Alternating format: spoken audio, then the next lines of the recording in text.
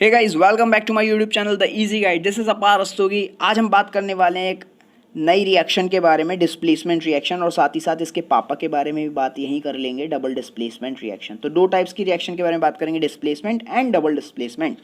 Previous video की अगर मैं बात करूं तो प्रीवियस वीडियो में हमने बात करी थी एक्सोथर्मिक एंड एंडोथर्मिक रिएक्शंस के बारे में। अगर आपने वीडियो नहीं देखी, सीखना चाहते हैं तो डिस्क्रिप्शन में लिंक दी हुई है, जाकर देख सकते हैं। साथ ही साथ डिस्क्रिप्शन में हमारे व्हाट्सएप ग्रुप का लिंक भी दिया हुआ है, प्लस टेलीग्राम चैनल का भी लिंक्स दिया हुआ है। टेलीग्राम चैनल पे हम नोट्स प्रोवाइड करते हैं और व्हाट्सएप ग्रुप पर डाउट सेशन चलता है, वहाँ पर डाउट्स डिस्कस किए जाते हैं। ओके गाइस, ये तो हो गई जनरल इन्फॉर्मेशन के बारे में बात। अगर आपने चैनल सब्सक्राइब नहीं किया तो चैनल को सब्सक्राइब कीजिए, ज़्यादा से ज़्यादा वीडियोस को शेयर कीजिए, बेल आइकन हिट कर दीजिए ताकि नोटिफिकेशन आपको टाइम टू टाइम मिलती रहे। वीडियो पे कंटिन्यू करते हैं। डिस्प्लेसमेंट रिएक्शन और डबल डिस्प्लेसमेंट रिएक्शन, दो टाइप्स की रिएक्शंस को हमने पढ़ना है। पहले बात करेंगे डिस्प्लेसमेंट के बारे में, पहले इसके बारे में बात करेंगे। एनसीईआरटी के कह रही है तो बाद में ही देखते हैं, आपको पता है हमारी आदत है, पहले हम अपने हिसाब से बताते हैं। डेफिनेशन के बारे में पहले बात करेंगे। डेफिनेशन की बात बताएं तो डिस्प्लेसमेंट शब्द का मतलब क्या होता है इंग्लिश में। इंग्लिश में डिस्प्लेसमेंट कहता है किसी एक चीज़ को उसकी जगह से उठा के फेंक देना किसी दूसरी जगह पर। तो इंग्लिश का मतलब ये केमिस्ट्री में आगे बदलेगा नहीं, वही मतलब चलेगा, बस देखेंगे कि केमिस्ट्री में किस चीज़ को फेंका जा रहा है। डिस्प्लेसमेंट रिएक्शन में फेंका फाकी ही चलेगी, लेकिन किस चीज़ को फेंका जा रहा है देखते हैं। प्रॉपर डेफिनेशन के बारे में, रिएक्शन डेफिनेशन कहती है रिएक्शन इन विच, ऐसी रिएक्शन जिसमें more active element displaces, oh my god, less active element. हाय हाय, यही तो समस्या है इस संसार की। यहाँ अमीर आदमी गरीब को जीने ही नहीं देगा। मोर active element displaces less active element from its compound. उफ, ये तो और बड़ी दिक्कत है। From its compound present in aqueous state. अरे भैया, लौकी तो रही हैं, अभी मत बेचो।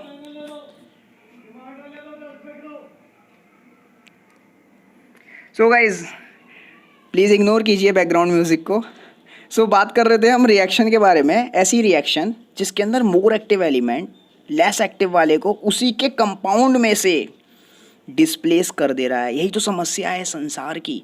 अमीर आदमी, ताकतवर आदमी, कमज़ोर और गरीब आदमी को उसी के घर से निकाल के बाहर फेंक देता है, जीने ही नहीं दे रहा। यही चल रहा है डिस्प्लेसमेंट रिएक्शन में भी। अब देखते हैं यहाँ पर कौन है अमीर और कौन है गरीब, कैसे फेंका जा रहा है। एक इक्वेशन लेते हैं और गहराई से इनकी भावनाओं को समझते हैं। मैंने इक्वेशन ली जिंक कॉपर सल्फेट के साथ में कुछ छेड़ाछाड़ी कर रहा है, बना रहा है zinc sulphate plus copper. Copper था सॉलिड में, ये था एक्वस स्टेट में, ये भी एक्वस स्टेट में था, और ये सॉलिड में। हुआ क्या, पुरानी बात है, कॉपर जो कि इलेक्ट्रोपॉजिटिव इन नेचर था और सल्फेट जो कि इलेक्ट्रोनेगेटिव इन नेचर था। Opposite in charge, opposite in nature होने की वजह से दोनों में प्रेम छिड़ गया, फोर्स ऑफ अट्रैक्शन लगा और दोनों ने निर्णय किया कि हम एक साथ रहेंगे, जीवन व्यतीत करेंगे। दोनों ने शादी कर ली। कॉपर सल्फेट दोनों मिलके कॉपर सल्फेट कंपाउंड बनाकर साथ रहने लगे परिवार में। एक दिन शैतान व्यक्ति जिसका नाम zinc double positive, zinc ion आसपास घूमने लगा और जिंक ने देखा कि कॉपर सल्फेट इतनी हंसी खुशी से रह कैसे पा रहे हैं। इसने कहा कि कॉपर सल्फेट के साथ रहने लायक नहीं है, इन दोनों की जोड़ी नहीं जम रही, सल्फेट के साथ तो मुझे होना चाहिए था। क्यों? क्योंकि मैं हर मामले में कॉपर से आगे हूँ, मैं हैंडसम ज़्यादा हूँ कॉपर से, मैं पावरफुल ज़्यादा हूँ कॉपर से। हैंडसम और पावरफुल होने का मतलब क्या है? Zinc is more electropositive in nature than copper. इसका मतलब इलेक्ट्रोपॉजिटिविटी होती क्या है? देखो, पॉजिटिविटी का मीन्स दोनों पे प्लस साइन है, that is positivity. Electropositive in nature, दोनों ही इलेक्ट्रोपॉजिटिव हैं, लेकिन जिंक ज़्यादा इलेक्ट्रोपॉजिटिव है। इसका मतलब कि जिंक और कॉपर अगर दोनों को खड़ा किया जाए तो जिंक किसी भी इलेक्ट्रोनेगेटिव वाले से, किसी भी नेगेटिव चार्ज पार्टिकल से रिएक्शन करने में बहुत फास्ट है। जिंक हमेशा रेस में कॉपर से जीतेगा ही जीतेगा। वो बहुत रिएक्टिव है, बहुत ज़्यादा स्मार्ट है, पहले जाकर रिएक्शन करेगा। और कॉपर बेचारा बहुत भोला सा है, बहुत धीरे धीरे जाएगा, सब चल रहा है, चलने दो, इस टाइप का कुछ है। सो इस जिंक ने क्या कहा, इन दोनों की जोड़ी नहीं जम रही। ये इनके आसपास घूमने लगा। सल्फेट को भी लगा कि हाँ, कॉपर के साथ मैं सही नहीं, मेरे को तो जिंक के साथ होना चाहिए था। इन दोनों ने मिलकर प्लानिंग करी और इन दोनों के प्रेम भरे जीवन में डाल दी दरार। दोनों ने मिलकर साजिश करी और कॉपर को निकाल के फेंका बाहर। बेचारा कॉपर अलग हो गया और ये दोनों मिलकर एक साथ हो गए, जिंक सल्फेट। जिंक सल्फेट देखो, इन्होंने ने मिलकर अपने आप को सेटल कर लिया और कॉपर बेचारा भोला भाला उसको अलग फेंक दिया गया। सो ये था डिस्प्लेसमेंट रिएक्शन, जिसमें मोर एक्टिव एलिमेंट, डेफिनेशन पर अगर जाएं तो मोर एक्टिव एलिमेंट यानी कि जिंक लेस एक्टिव एलिमेंट को उसी के कंपाउंड से बाहर निकाल के फेंक रहा है। Less active element is what? Copper. उसी का compound copper sulphate, copper sulphate में से ही कॉपर को बाहर फेंक दिया और खुद बना लिया अपना कंपाउंड जिंक सल्फेट और कॉपर को अलग कर दिया। That is what displacement reaction का एक्सप्लेनेशन। अब देखते हैं एनसीईआरटी क्या कह रही है। दीदी की बातें सुनना बहुत ज़रूरी है क्योंकि दीदी ही पेपर बनवाएंगी। डिस्प्लेसमेंट रिएक्शन, इन्होंने एक एक्टिविटी दी है जिसके माध्यम से हमें समझाने का कोशिश किया। डिस्प्लेसमेंट रिएक्शन को हम एक्टिविटी बिल्कुल नहीं छोड़ेंगे, करेंगे। इन्होंने कहा 3 आयरन नेल लो, थोड़ा जूम करके। इन्होंने कहा 3 आयरन नेल लो और उनको सैंड पेपर से साफ करो, कर दिया। 2 टेस्ट ट्यूब लो ए और बी, दोनों में 10-10 ml लो कॉपर सल्फेट सॉल्यूशन, ले लिया। अब क्या करो, उन 3 आयरन नेल में से 2 को टेस्ट ट्यूब बी वाले के अंदर लटका दो बांध के 20 मिनट के लिए। ठीक है भैया, वो भी कर दिया। और बचे हुए एक को बाहर ही रखा रहने देना। 3 में से एक को आयरन ने को बाहर ही रखा रहने देना, बाद में कंपैरिजन में काम आएगा। आफ्टर डैट 20 मिनट के बाद में उन दोनों को बाहर निकालो कॉपर सल्फेट सॉल्यूशन से। और क्या करना है, कॉपर सल्फेट सॉल्यूशन जो 2 टेस्ट ट्यूब में लिया था, टेस्ट ट्यूब ए और बी, दोनों को कलर को मैच करो। बी वाले का कलर अब और ए वाला जिसको तो हमने कुछ किया ही नहीं था, वो तो एज इट इज़ ऑलरेडी रखा ही था, उन दोनों के कलर की इंटेंसिटीज़ को मैच करो। और साथ ही साथ जो आयरन नेल्स थे जो बाहर रखा था और जो अंदर डिप किया हुआ था उसको भी मैच करेंगे हम।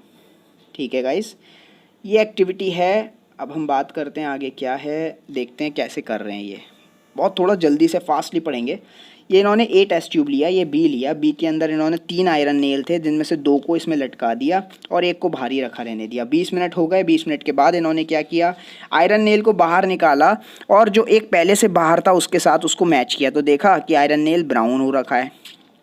ठीक है, और जो टेस्ट ट्यूब बी था उसके कॉपर सल्फेट का जो ब्लू कलर था वो फेड हो चुका है, क्योंकि कॉपर सल्फेट का ओरिजिनल कलर ब्लू है, याद रखना कौन सा होता है, ब्लू।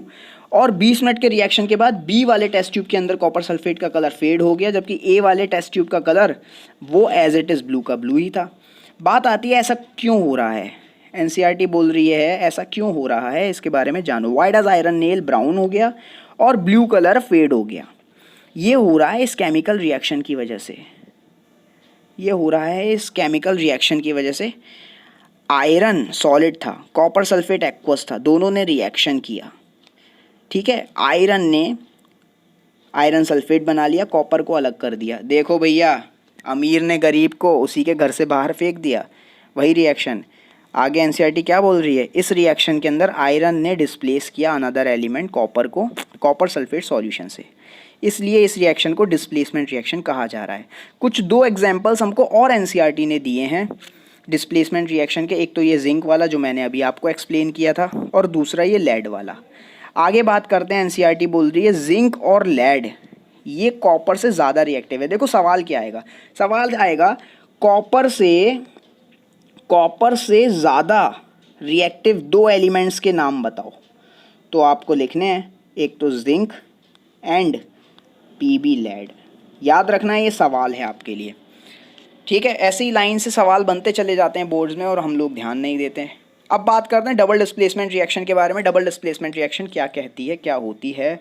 ये डिस्प्लेसमेंट कभी पापा है, इसमें और ज़्यादा मतलब 1 नंबरपन चलेगा। देखो क्या डिस्प्लेसमेंट की डेफिनेशन, ऐसी रिएक्शन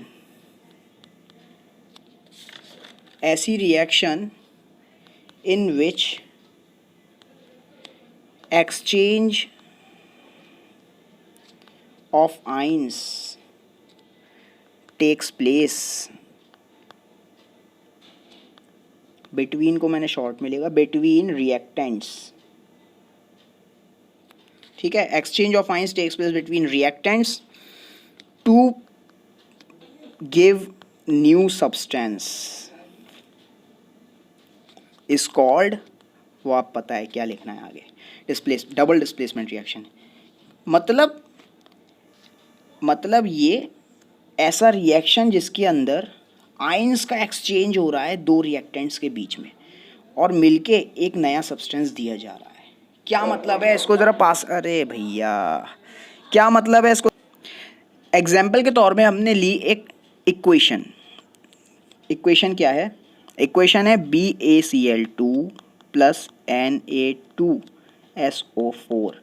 हम इन्होंने रिएक्ट किया आपस में और BaSO4 बन गया और प्लस NaCl बन गया। यार क्या हुआ, डिस्प्लेसमेंट में क्या हो रहा था, एक परिवार होता था और एक बाहर सिंगल व्यक्ति आता था कुछ A, और वो आके इसको बाहर फेंकता था और इसको साथ ले जाता था।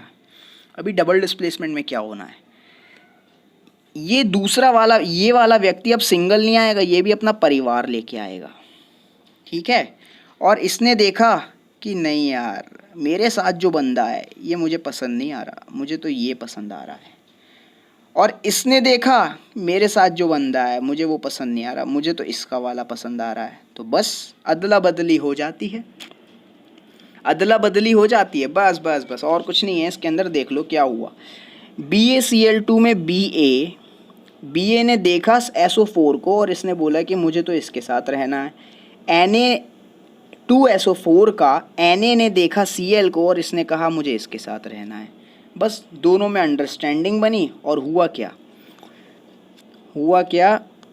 BaCl2 प्लस Na2SO4 अब मिलके बन गया, दोनों में अदला बदली हुई, Na चला गया Cl के साथ और Ba चला गया SO4 के साथ, BaSO4 प्लस NaCl, ये बन गया।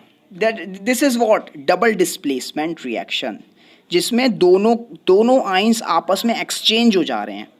BaCl2 का Ba is double positive and Cl is double single negative. Okay, ये इसका पॉजिटिव आयन था, ये इसका नेगेटिव आयन था।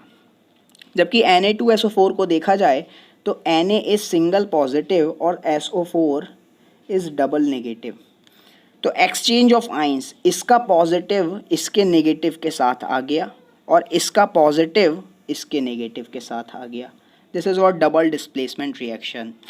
ओके, ठीक है, डबल डिस्प्लेसमेंट रिएक्शन हमने समझ लिया। एक रिएक्शंस के क्वेश्चंस एग्जांपल्स के तौर पे तो बहुत सारे हैं, लेकिन एनसीईआरटी पे देखते हैं अब सीधे चल के। दीदी क्या बोल रही हैं, दीदी क्या कह रही हो, कहाँ गई दीदी, ये हैं डबल डिस्प्लेसमेंट रिएक्शन। दीदी ने फिर से एक्टिविटी दे दी, दीदी का काम ही है एक्टिविटीज़ देना, ठीक है, दीदी बिजी रखना चाहती हैं हमें।